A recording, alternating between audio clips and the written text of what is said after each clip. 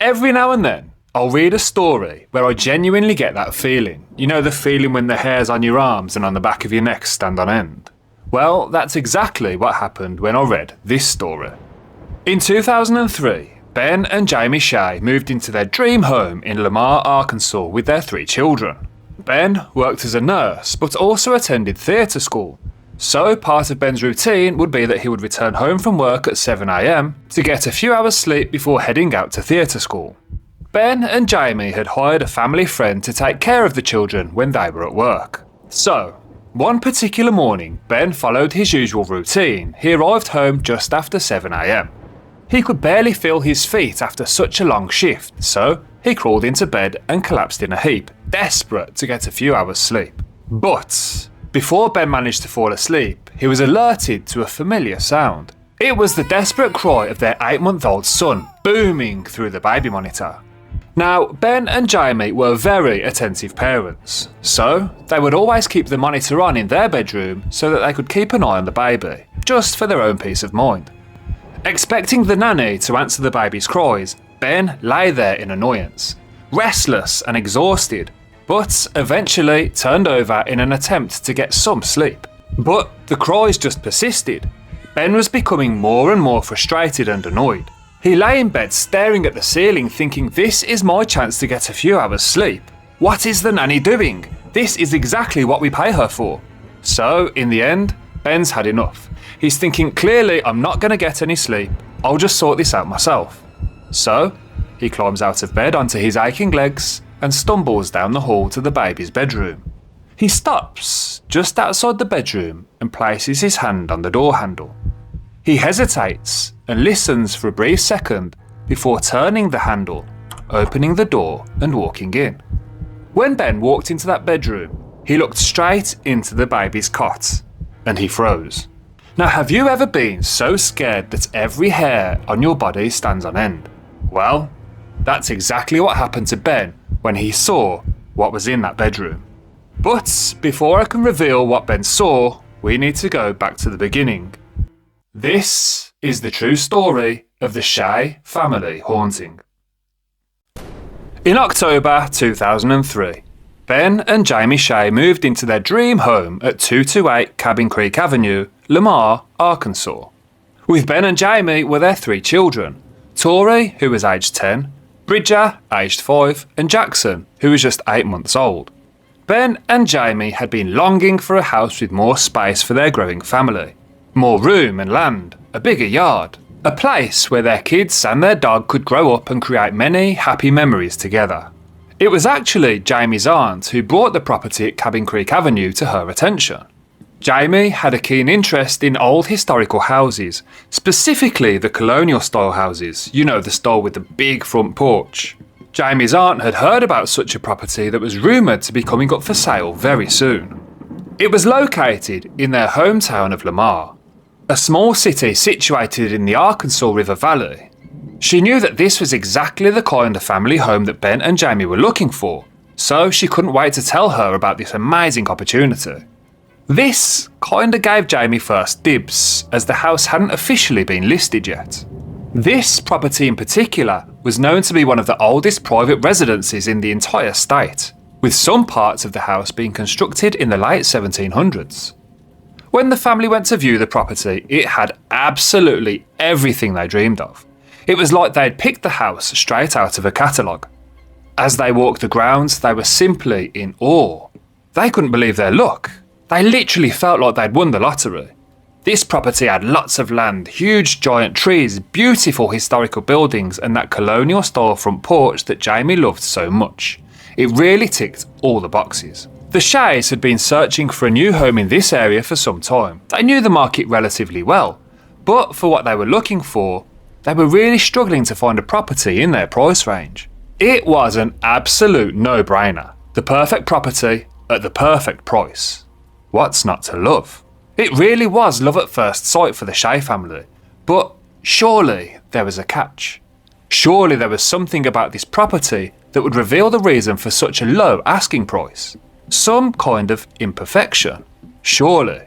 We all know, if something seems too good to be true, it probably is. Well, as the family took a look around the inside of the house, the answer to their question would present itself. Hand in hand, smiles beaming across their faces, Ben and Jamie eagerly and curiously wandered the second floor, which was all very nice and pleasant, much in keeping with the rest of the house. But as they approached the final bedroom, and as they stood at the closed door, something immediately felt different. It felt off. Where the rest of the house felt warm and welcoming, this area suddenly felt cold and ominous. They shot each other a glance of acknowledgement. They couldn't quite put a finger on what it was. There was just a sense of unease emanating from that door. So, with a sense of trepidation, Ben turned the handle, opened the door, and the couple walked in.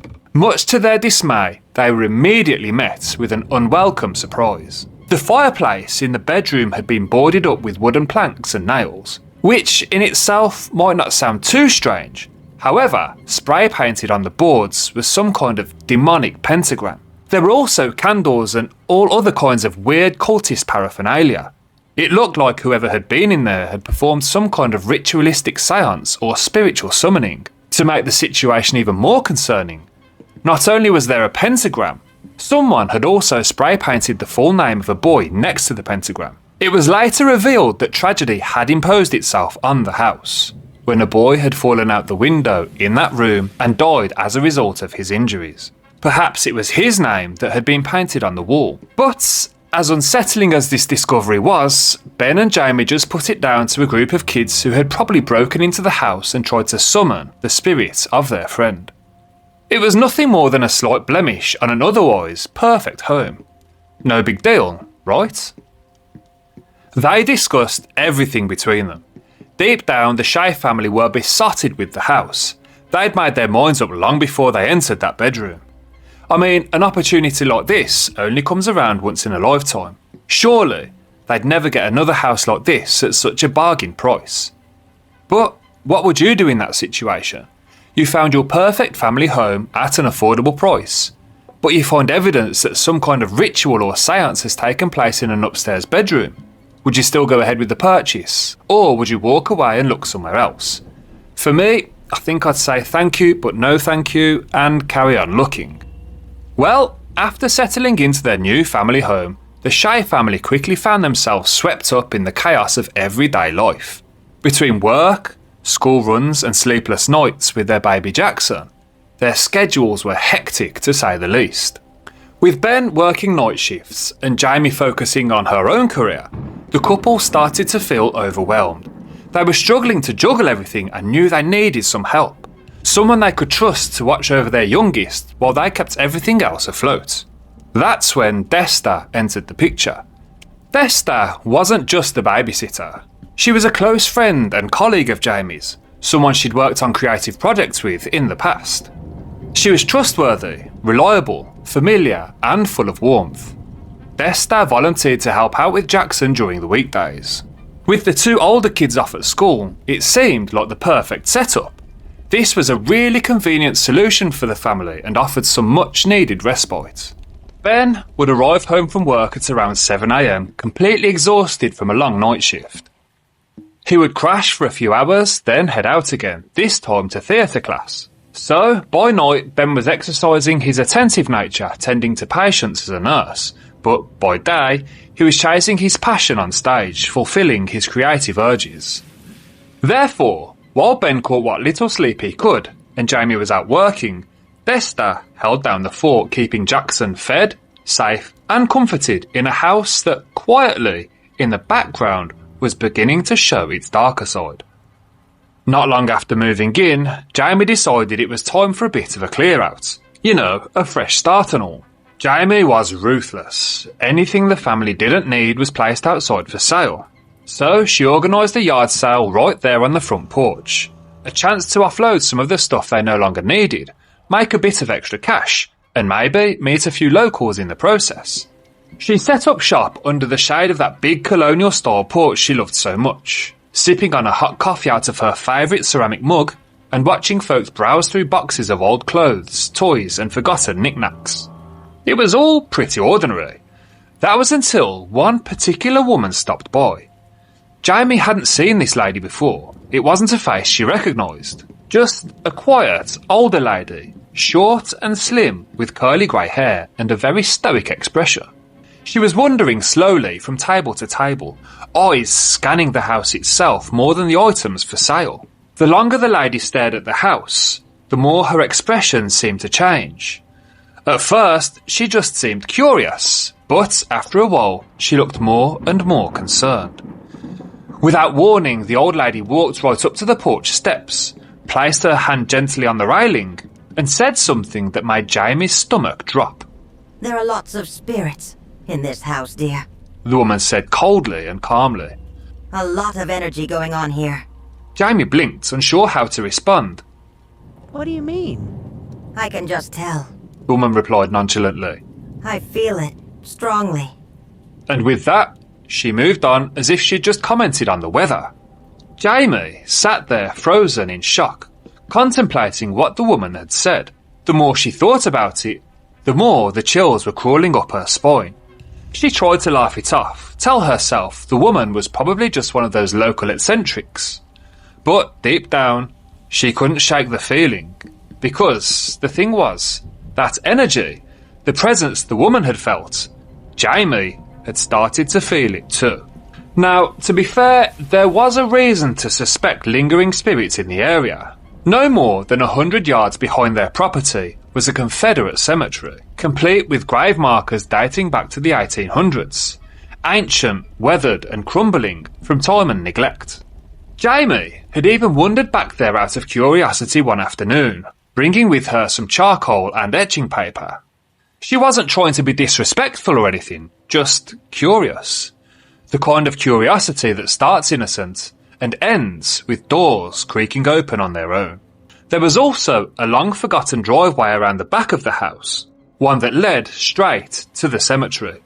Coincidence or a clue that the Shays had moved into something far bigger than they ever anticipated? Ben, exhausted from yet another night shift, stuck to his usual routine. A few hours of precious sleep before dragging himself off to class. It wasn't much, but it was the only rest he could squeeze in between his nursing job, theatre studies, and the chaos of family life. But that morning, something was different. He had barely drifted off to sleep when the baby monitor crackled to life. The sound of a baby crying. At first, he ignored it. After all, Desta was just downstairs. She was watching Jackson. That was the whole point, so he could get some uninterrupted sleep. But the crying didn't stop. Ben was getting more and more frustrated. He tossed and turned and threw his pillow over his head, waiting for Desta to come and step in and comfort their baby. But there was nothing. No footsteps, no shushing, just Jackson's cries getting louder and louder through the monitor.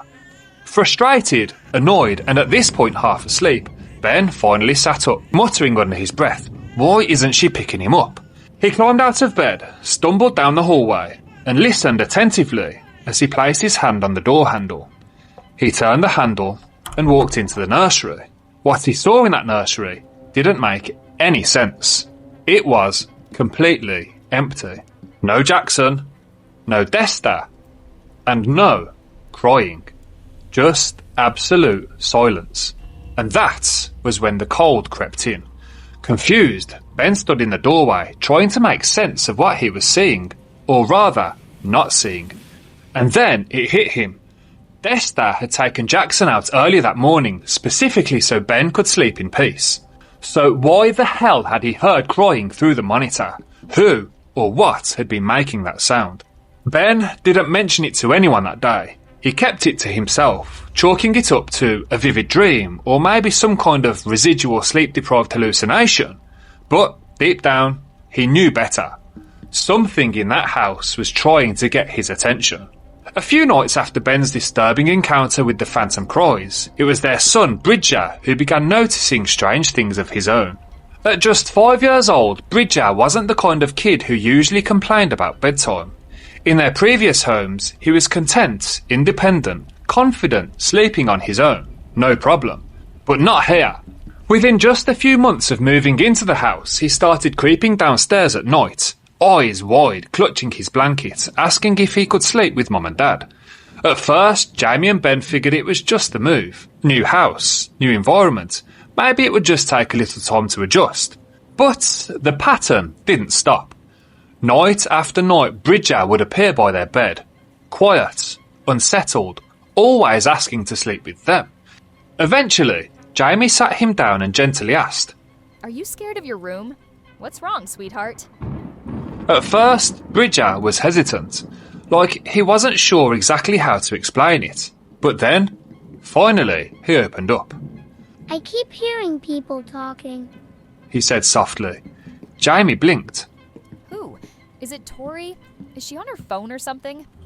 He shook his head. No, it's not her. It's like a bunch of people, a whole bunch of people all talking at the same time. I can't understand what they're saying. That stopped Jamie in her tracks. It wasn't just that he was hearing voices, it was the way he described them. Layered, chaotic, like a crowd whispering over itself in some unseen room. Not something a 5-year-old boy would make up. Not easily, anyway. Jamie did her best to reassure him, telling him that sometimes old houses make strange noises, that maybe the thin windows were letting in voices from outside, or maybe it was just a dream that felt too real. But none of that convinced Bridger. Night after night he kept returning to their room, curling up at the foot of their bed, refusing to go back upstairs. Whatever was in that room, it didn't want him sleeping in there. Whatever was lurking in that house, whatever was creeping behind the walls and whispering through the vents, it wasn't finished. In fact, it was just getting started. One night, as Jamie and Ben lay in bed, they were jolted awake by a sharp, loud knock on the wall, directly behind their heads. Bang! Just one. It was so sudden, so forceful, it made them both sit up. But after a few minutes of silence, they told themselves it was nothing. Maybe the pipes. Maybe the wind. Maybe just the house settling. They lay back down, and then, bang, bang, 2 knocks. Much louder this time. Again, they froze, eyes darting to the wall. This wasn't creaking. It wasn't shifting wood or an old heater clanking to life. This was deliberate, controlled. Like someone or something was pounding its fists against the drywall, just inches from their heads. They held their breath. Bang, bang, bang! 3 heavy, echoing knocks. It didn't feel random. It felt intentional, rhythmic, like a warning. Ben whispered, "What the hell is that?" But Jamie had no answer. They sat in silence, staring at the wall, their minds racing, just trying to make sense of what they'd heard. Still, as strange as that was, they clung to logic. It's an old house, they told themselves. There's probably an issue with the foundations. Old beams shifting, maybe air in the pipes. Anything but the one explanation they didn't want to accept. Because if they admitted the truth, even just to themselves, it meant something far more terrifying. They weren't alone in that house. Halloween came and went. By now, the Shea family had been in their new home for just over 2 months, and while the strangeness hadn't exactly stopped, they were still doing their best to settle in, to live a normal life in a place that increasingly didn't feel normal. Then, one afternoon, Jamie popped into her local Walmart to grab a few things. Just another quick grocery run. Nothing out of the ordinary, or so she thought. As she walked in through the entrance, the greeter on duty, an older woman she didn't recognise, looked up, tilted her head slightly and asked, Hey, are you Jamie? Caught off guard, Jamie smiled politely and replied, Yeah, I am. The woman's eyes lit up. Do you live in that house in Lamar? Jamie hesitated. Yes? What the woman said next stopped her cold. I used to live there. That was my family home when I was a kid. Jamie blinked. Wait, really? The woman nodded, eyes serious now. Yes, and it's haunted. Jamie didn't know what to say. All she could manage was a nervous laugh, followed by a quiet... Really? The timing was eerie. At this point, the Shays had only just started experiencing the knocks on the walls. Nothing too dramatic, but still, To hear that word, haunted, so confidently, so casually, and from a stranger at the supermarket, well, that was not normal. The woman went on to explain that her family had lived in the house for years, and growing up, they had their fair share of unexplained experiences. But one story had stuck with her more than the rest. She said that according to her relatives, back in the 1800s, a young boy had fallen from the second floor window. Fallen and died. Jamie's blood ran cold, because the room she was referring to, the one with the fatal fall, was now Bridger's bedroom. The same room where he had started hearing disembodied voices at night. The same room he now refused to sleep in. Jamie didn't press the woman for more details. Not then. She was just trying to get through her shopping trip. But the moment haunted her. She'd taken the woman's phone number thinking she'd follow up later, ask more questions, get the full story. But somehow she lost it. The number vanished just like that. A missed opportunity. Or maybe the house didn't want her digging any deeper. Weeks turned into months, and for a while the house stayed quiet. Peaceful even. The knocking stopped, no strange cries from the baby on the monitor, no voices whispering from the walls, just the hum of everyday life. The Shays began to relax, slowly settling back into some kind of normality. For the first time since moving in, the house felt like a home. They started to believe it had all just been a coincidence. The stress of the move, old house noises, overactive imaginations. But that peace wouldn't last, because just when they let their guard down, the house reminded them why it had been so quiet. It was waiting. One evening, Jamie had brought some work home. It was her routine: finish early, pick up the kids from school, spend some quality time with them, and then once they were tucked in for the night, she'd settle down at the computer to get things done. That night was no different. She was sitting in the quiet of the living room typing away, the gentle hum of the monitor glowing in the darkness, when she heard it. Footsteps. Slow and heavy, moving up the stairs, just behind her. She paused for a second and waited. More steps. One by one. She turned her head towards the hallway. Bridger?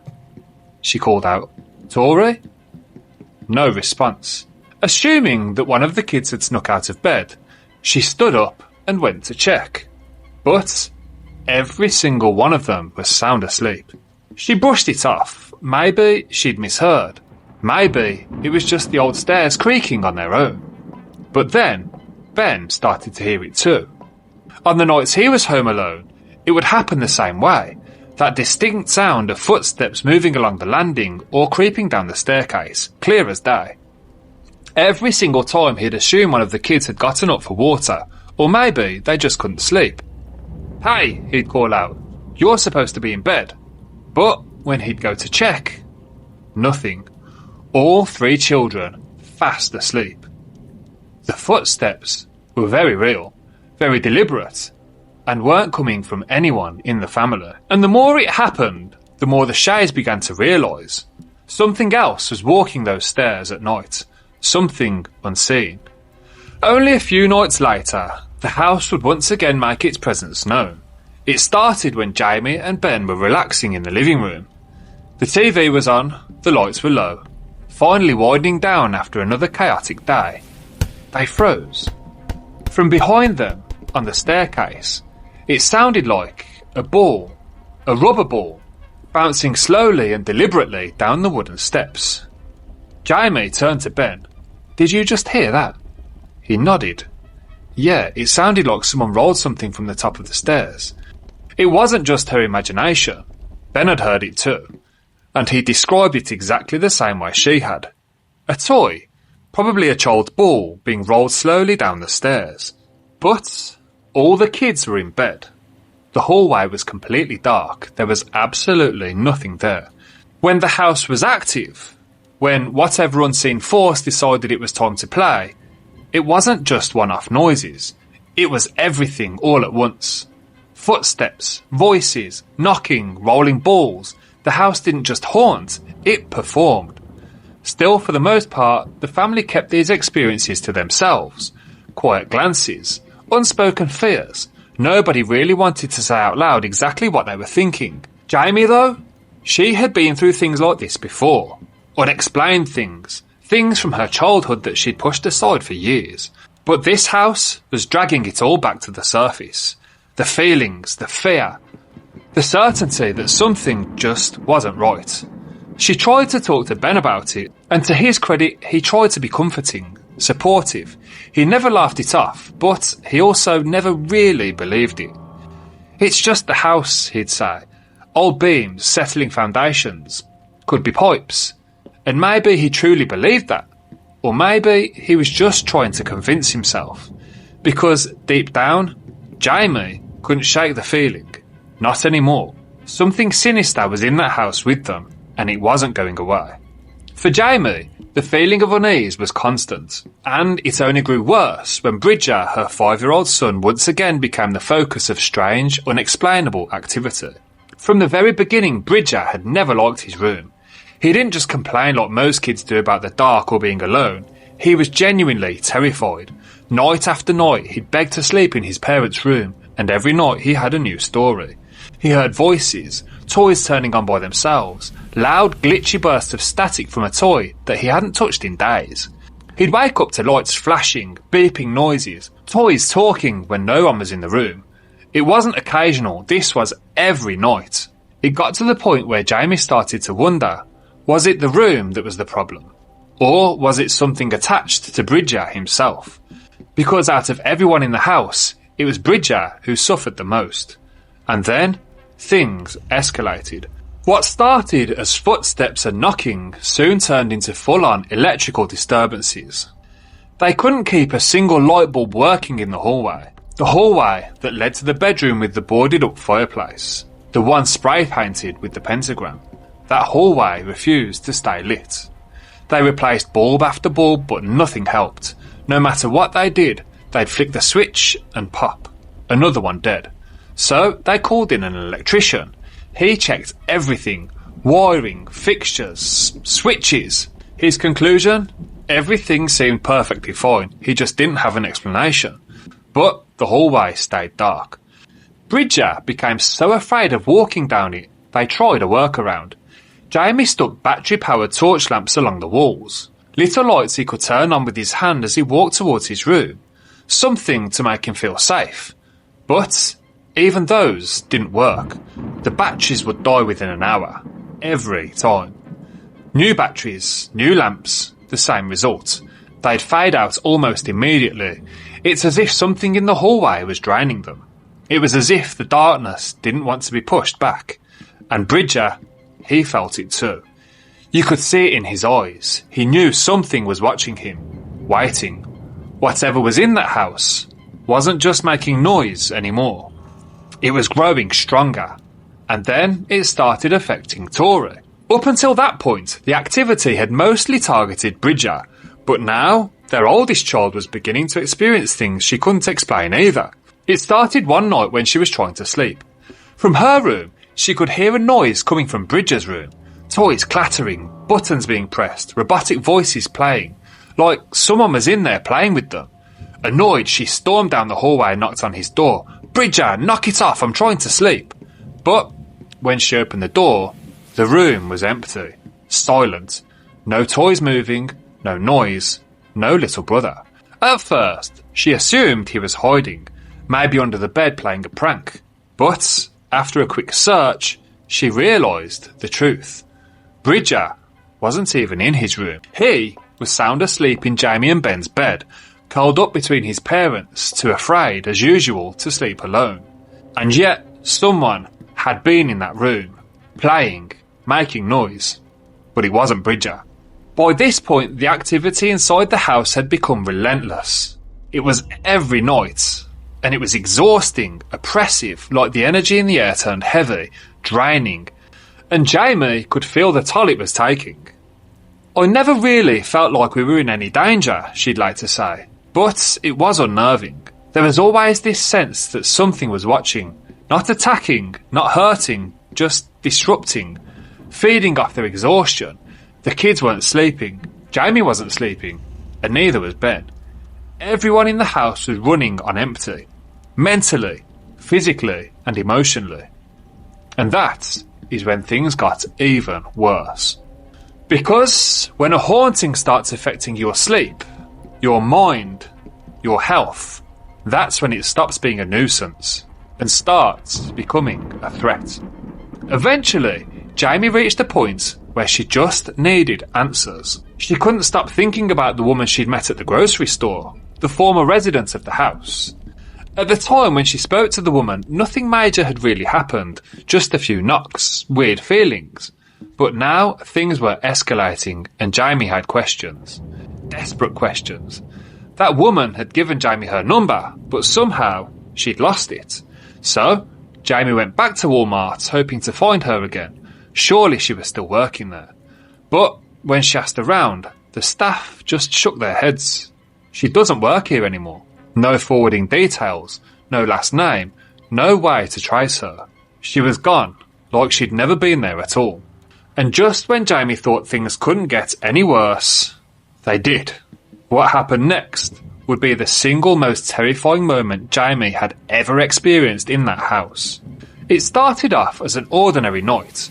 She was sitting at the desktop computer with a friend by her side, working on something. Just the two of them, pulled up close to the screen, chairs side by side. And then something moved. They both froze. As they looked into the screen, they saw it. A shape, a figure, silently passing behind them. They spun around, but there was nothing there. A shadow maybe, a reflection, or a trick of the light. But not here. Not in this house. Not after everything they'd already witnessed. Before they could process what they saw, they were interrupted by the sound of small feet descending the stairs. I'm starting to get a chill now. It was Bridger, but something was wrong. He was just standing there staring, his eyes fixed, wide, vacant, like he wasn't really there at all, like something else had taken his place. Jamie looked at him, her heart racing. Bridger? Are you sleepwalking? And then, the laugh. Not his laugh. A horrible, guttural, twisted sound erupted from his mouth. It was cruel, inhuman. It sent chills ripping down Jamie's spine. It's sending chills down my spine right now. It got inches from her face and kept laughing, over and over, maniacal, unrelenting. Jamie tried to snap him out of it. Bridger, wake up! She shouted, shaking his shoulders. Wake up! And that's when the dog completely lost it. Without warning, their dog bolted up the stairs, barking violently, like it was in attack mode. It raced straight into Bridger's room, leapt onto the bed, and backed itself into the far corner, growling, snarling, barking at something. Something no one else could see. Jamie and her friend ran after it, hearts pounding, not sure what they were about to find. But the room was empty. The dog stood firm, unmoving, staring at the corner of the bed, barking like it had something trapped. Then they came back downstairs, and the dog's leash was lying across the steps. It had been hanging on a hook. Nobody had touched it. Absolutely nobody had moved that leash. At that moment, the laughter, the trance, the dog barking at an invisible threat, shattered any illusions Jamie had left. This wasn't just a haunting. It wasn't just quirks of an old house. This was something dark and sinister. And for the first time, she looked into her son's eyes and wondered if something had gotten into him. Something that didn't belong there. Something that didn't belong anywhere. After everything she'd seen, the shadows, the toys, the footsteps, the trance, the laugh, Jamie could no longer deny it. Her house was haunted. There was no more brushing it off, no more blaming old wiring or foundation shifts or faulty light bulbs. This was different. This was deliberate, and it was dark. We'd already heard the ball bouncing down the stairs. We'd heard the footsteps, the doors slamming shut, she later said. And sure, you could explain those things away. Wind, old house, imagination. But that night with Bridger, there was no logical explanation for that. Jamie knew she needed help. Real help. Not an electrician, not a paediatrician, someone who could deal with the unseen. So she did something bold. She wrote a piece for the local newspaper, detailing some of the strange things that had been happening in their house. She didn't go into the darkest stuff, not yet anyway, but she told enough of the truth to get people's attention. And it worked. Not long after the article ran, Jamie got a phone call. On the other end was a group calling themselves the Central Arkansas Society for Paranormal Research. A legit team, ghost hunters basically, who had heard about Jamie's story and really wanted to help. They offered to come out, assess the house and see what they could find. Desperate, Jamie agreed immediately.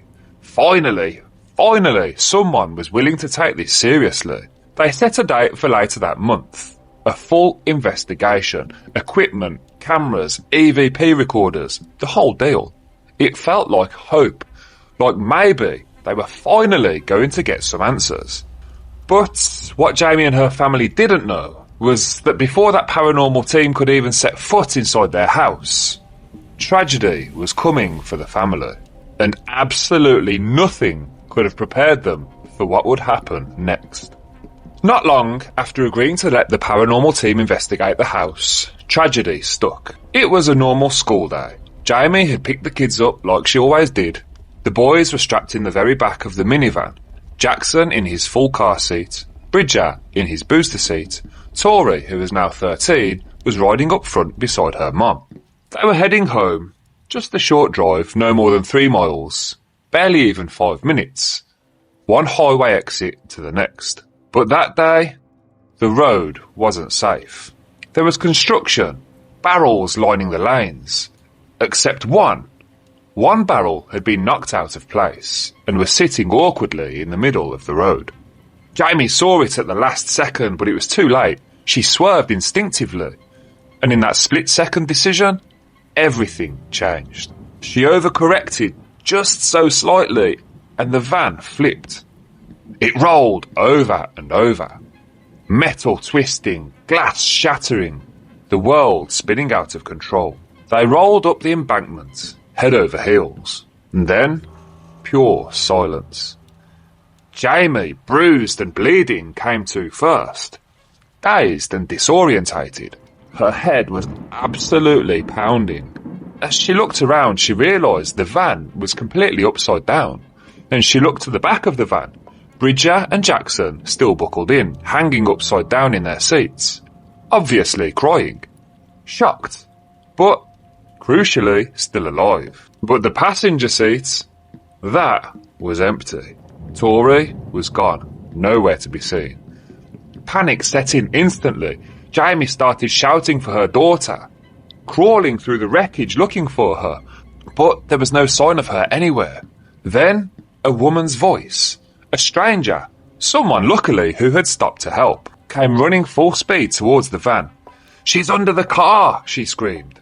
"There's someone under the car." Tori had been ejected from the van during the rollover, and the vehicle, thousands of pounds of crumpled steel, had landed on top of her. Pinned, trapped, and dying. The paramedics arrived quickly. The radio crackled. "This is Medic 5 en route to General Hospital. ETA 10 minutes. Female child with critical injuries." But what happened next was nothing short of a miracle. Somehow, Tori survived. She was rushed into emergency surgery with life-threatening injuries. I mean, seriously, she was close to the end. Her back was broken, compression fractures in her spine. The doctors said it was bad, very bad. And yet, she pulled through.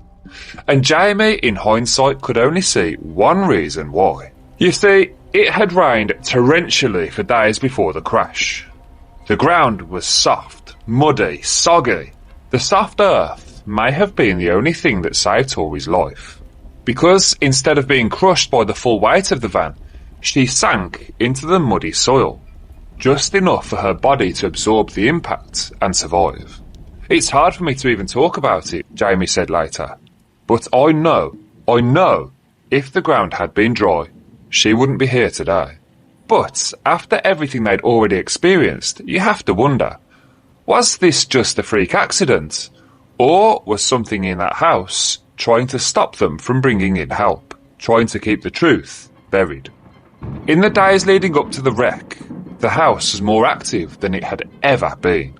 The tension inside those walls had become unbearable, like the air itself was growing thicker, heavier, more oppressive by the hour.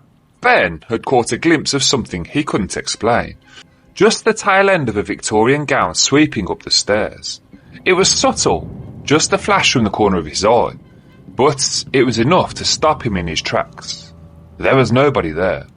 Then there was the smoke. They'd walk into the kitchen and see a thin, curling trail of smoke hovering above the counter, like it was drifting from a lit cigarette or an old pipe. But, again, there was nothing there.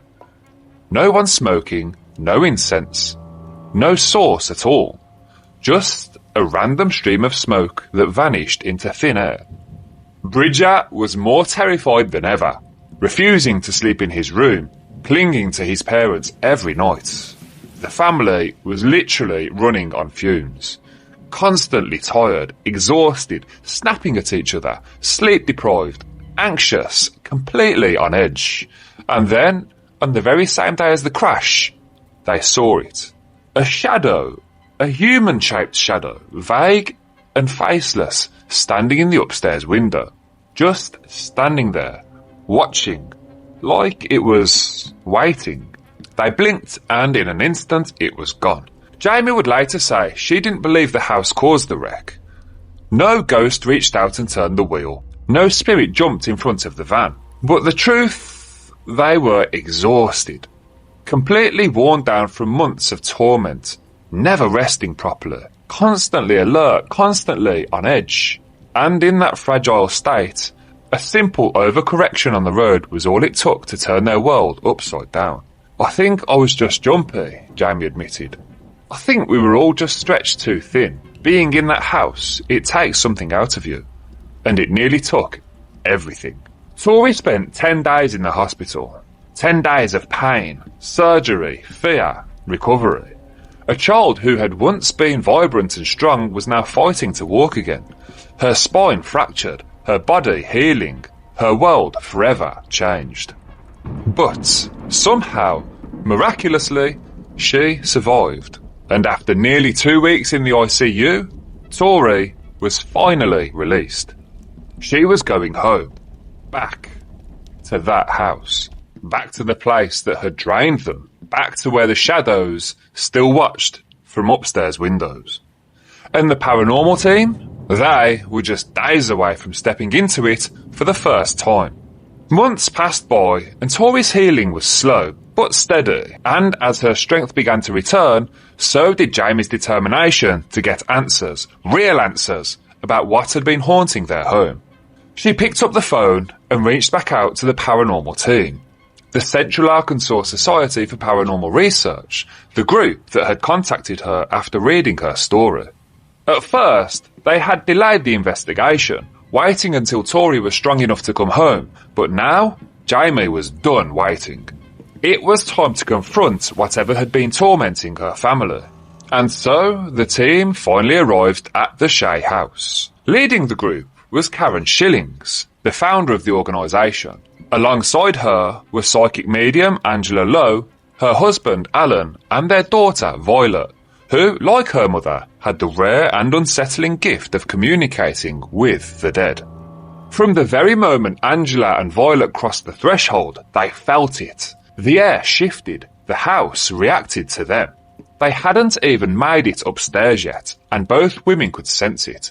A heaviness, a thickness in the energy. Not just one spirit, not just one lingering presence. This house was crowded. But it wasn't until Violet reached Bridger's bedroom that the investigation took a chilling turn. Just like Ben had done, she paused in the doorway, and then she said it. It feels like a sea of people. A sea. That was the word she used, like she was surrounded, engulfed, swallowed by the sheer number of spirits in that one room alone. Jamie's blood ran cold. Because that was exactly what Bridger had been saying for months. He couldn't describe what he was hearing at night, just that it was like a crowd, a chaotic chorus of voices, all talking at once, layered over one another. None of it made sense. No words, no direction, just noise. Endless, confusing, overlapping voices. And now, Violet, a complete stranger walking into that room for the very first time, was saying the exact same thing. It wasn't just one ghost, or two, there were many. A swarm, a mass, a haunting on a scale Jamie had never imagined. And it finally made sense why Bridger could never sleep, why that hallway light bulb never stayed on, why the battery lamps always drained so quickly. That room wasn't empty, it was crowded. As the investigation continued, Jamie revealed a piece of information that added a chilling new layer to the mystery. One of her former high school teachers was part of the local historical society. So, Jamie reached out, hoping to learn more about the land, the house, whatever might explain the energy inside. And what she discovered was staggering. The house had once been the original stagecoach stop for the region, a rest point for the travellers, but it had also served as a speakeasy, hidden in plain sight during Prohibition. And if that wasn't enough, it had also once been the county jail, a place where people had been held, punished, and possibly even worse. So, now it all made sense. The constant sense of being watched. The voices, the crowd of spirits. This house wasn't just haunted. It was a location layered with centuries of trauma and unrest. The paranormal team decided to escalate things. They bought out a spirit board and a Ouija board and began asking direct questions. At first, it was simple. Is there anyone here with us? The planchette started to move. Do you have a name? It spelled out S-E-T-H. The name Seth. That alone was enough to make the room go still.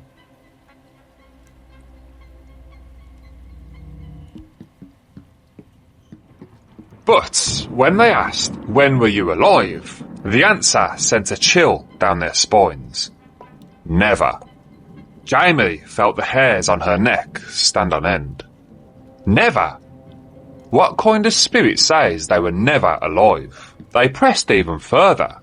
Can we see you? The board paused momentarily. Then, slowly, the planchette began to move in a figure of 8. Over and over, swirling, in a motion, often interpreted as a sign of infinite energy, or something non-human. And then it stopped, and dragged itself towards the camera. You can see me on this, the board seemed to say. And just like that, Alan Lowe, the team's technical specialist, caught movement on the monitor. What he saw chilled everyone in the room. A shadow. But not just a shadow. A presence. It began forming slowly, descending from the ceiling, unnaturally tall, stretching downwards. You could make out a head, the suggestion of a human form, but it wasn't right. The shape shimmered, transparent, flickering in and out, as though it existed halfway between there and somewhere else. It hovered for several seconds, taking form, fading, and then returning again. Jamie watched the screen in silence. It was exactly what she had seen before. That day walking down the hallway, the day before the wreck. That same figure, tall, shadowed, watching. And now the spirit had a name. Seth. And if it had never been alive, what exactly was it? In the hours following the seance, something shifted inside the Shea home. It wasn't just spooky anymore. This was sinister. Jamie felt it almost immediately. A change in the air, a pressure, a weight.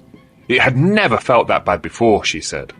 But after the Ouija board, the whole house turned ice cold. They had experienced fear, They had experienced exhaustion, but this was something entirely different. It felt evil. For the first time in all their months inside that house, Jamie said the atmosphere became purely malicious. There was a presence now, something pressing, something wrong, like they had woken something up, or worse, invited something in. The paranormal team knew they had to act fast. Angela and Violet, relying on Native American tradition, performed a cleansing ritual, burning sage, blessing each room in an effort to banish whatever darkness had taken hold. And for a moment, it seemed to help. The heavy feeling lifted. The air warmed. Jamie felt a flicker of hope, a belief that maybe, just maybe, the worst was over. But that hope was short-lived, because after the team left, the activity continued, and if anything, it got worse. Later on, Jamie would learn that the mediums from CASPR, especially Violet, believed the Shea home was one of the most spiritually active places they had ever investigated. Let that sink in. Not just haunted, not just creepy, one of the most active cases they'd ever covered. Multiple spirits, at least a dozen, maybe even more. Some were harmless, some were confused, aimless, but others not so innocent. Some were malevolent, and one, Seth in particular,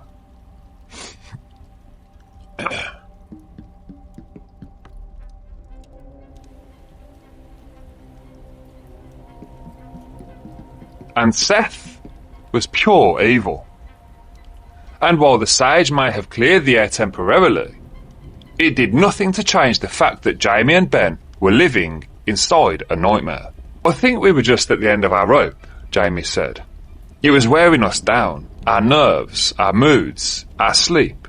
We couldn't relax, we couldn't rest. It never felt like home.